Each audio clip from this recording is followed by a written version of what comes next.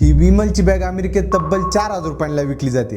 प्रवास कोणताही असो, ही विमलची बॅग आपला कधी पिछा सोडतच नाही। आणि हीच विमलची बॅग किंवा रमेश नमकीन, चेतक स्वीट्स अशा फुकट मिळणाऱ्या बॅग्सला एक पुइप्को नावाची जापानी कंपनी रिब्रँड करत आहे आणि त्याचं नाव त्यांनी ठेवलंय इंडियन सुविनर्स बॅग्स। आणि तुमचा विश्वास बसणार नाही, या बॅग्स अमेरिकेतील नॉर्डस्ट्रॉम या एका लक्झरी फॅशन स्टोअरमध्ये तब्बल 4200 रुपयांना विकल्या जात आहेत। आणि या बॅगचा स्टॉक पण काही मिनिटांच्या आत संपून जातोय, सोल्ड आउट होतोय।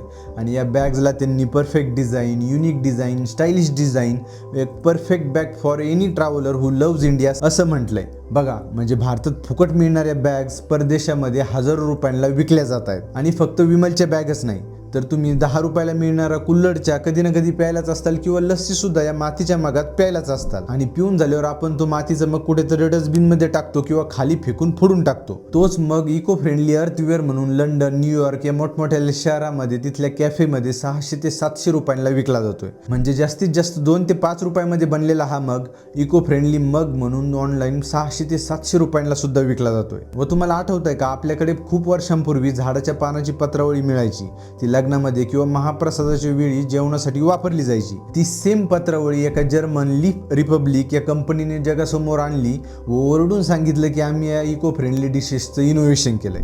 आता त्यांना कोण सांगेल की खूप वर्षापूर्वी भारतात हे जेवणासाठी वापरल्या जायच्या। आणि शॉकिंग गोष्ट म्हणजे 50 पैसे ते 1 रुपयाला मिळणारी ही पत्रावळी त्यांनी 700 ते 800 रुपयांना विकून दाखवली।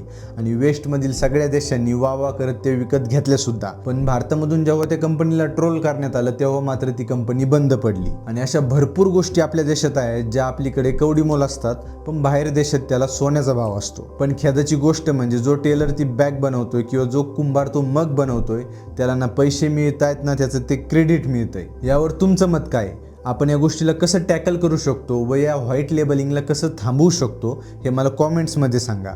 आणि माहिती आवडली असेल तर लाईक करा, शेअर करा, सबस्क्राईब करा आणि इंस्टावर पाहत असेल तर फॉलोसुद्धा नक्की करा। चला भेटूयात पुढील व्हिडिओमध्ये। धन्यवाद।